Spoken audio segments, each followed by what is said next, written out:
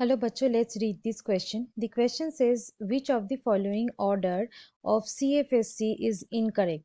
So इस question का की कंसेप्ट है कि यहाँ पे चार ऑप्शन में चार ऑर्डर दिया गया है. ये ऑर्डर CFSC मतलब क्रिस्टल फील्ड स्टेबलाइजेशन एनर्जी इसके ऊपर बेस्ड है. सो ये ऑर्डर में से कौन सा ऑर्डर इनकरेक्ट है वो आइडेंटिफाई करनी है. So let's start the discussion. एक एक करके हम लोग देखेंगे. ऑप्शन पहला यहाँ पे जो दिया गया है, ये तीन कॉम्प्लेक्स में जो सेंट्रल आयन है, जो सेंट्रल मेटल आयन है, वो है यहाँ पे क्रोमियम और ये यहाँ पे सेम है.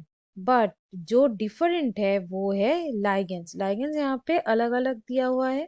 यहाँ पे है NO2, यहाँ पे है NH3 और यहाँ पे H2O. सो यहाँ पे अगर हम लोग स्पेक्ट्रोकेमिकल सीरीज के अकॉर्डिंग इसको अरेंज करें तो सबसे ज़्यादा स्ट्रॉन्ग होता है NO2, उसके बाद आता है NH3 और उसके बाद आता है H2O. H2O generally weak field ligand की तरह ही बिहेव करता है. सो जितना ये लाइगेंड का स्ट्रेंथ ज़्यादा होगा, उसका स्प्लिटिंग जो पावर है वो ज़्यादा होगा. मतलब स्प्लिटिंग जो एनर्जी है वो क्या होगा, ज़्यादा होगा. इसका मतलब जो CFSC वैल्यू है वो क्या हो जाएगा, ज़्यादा हो जाएगा.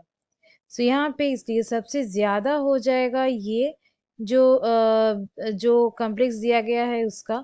नेक्स्ट यहाँ पे होगा NH3 जो कॉम्प्लेक्स में है और एकदम कम होगा H2O. सो ये ऑर्डर यहाँ पे करेक्ट है, इसलिए हम लोग ये ऑप्शन को चूज नहीं कर सकते. नेक्स्ट आते हैं बी में. बी में यहाँ पे जो लाइगेंड है हम लोग देख सकते हैं वो सेम है, लेकिन जो सेंट्रल मेटल है वो यहाँ पे अलग अलग है. सो पहले जो है प्लैटिनम, प्लैटिनम होता है 5D मेटल. नेक्स्ट पैलेडियम, ये होता है 4D मेटल. और निकल Na, ये होता है 3D मेटल. अब इसको इसके हिसाब से हमें अरेंज करना पड़ेगा. जो स्प्लिटिंग होगा, ये स्प्लिटिंग एनर्जी सबसे ज़्यादा होगा 5D में, नेक्स्ट होगा 4D में और सबसे कम होगा 3D में. सो यहाँ पे उस हिसाब से ही अरेंज किया हुआ है. इसका मतलब ये भी यहाँ पे हो गया सही, इसको हम लोग सिलेक्ट नहीं कर सकते. नेक्स्ट आते हैं नंबर सी में. सी में यहाँ पे निकेल का ही दो कॉम्प्लेक्स दिया गया है. अब यहाँ पे दो लाइगेंड है, एक है DMG मतलब डाइमिथाइल ग्लाइकोजिम और एक है EN that is ethyl diamine.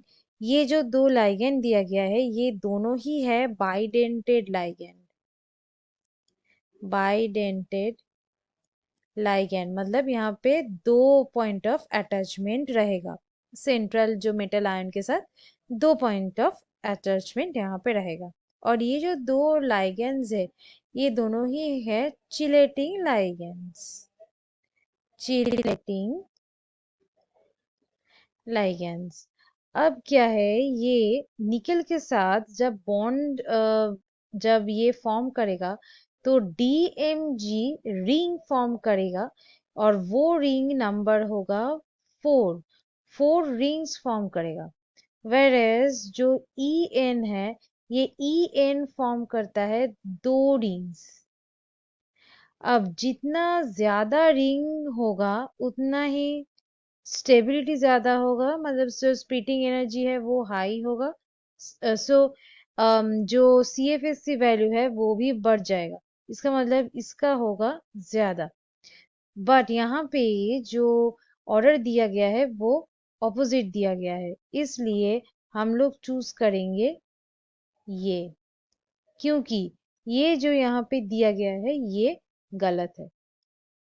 Next पर आते हैं नंबर डी. नंबर डी में यहाँ पे कोबाल्ट है सेंट्रल मेटल आयन और यहाँ पे दो लाइगेंड्स है, एक है ADTA और एक है EN. दोनों ही स्ट्रॉन्ग फील्ड लाइगेंड्स है, लेकिन EN ज्यादा स्ट्रॉन्ग है ADTA से. इसके हिसाब से ये ज़्यादा स्ट्रॉन्ग है, इसलिए ऑब्वियसली इसका जो CFAC वैल्यू होगा वो ज़्यादा, मतलब स्प्लिटिंग एनर्जी इसका हाई होगा। सो यहाँ पे ये जो दिया गया है ये भी है, सही है, पर इसको हम लोग चूज नहीं कर सकते। So students, hope you understood it well. Best of luck.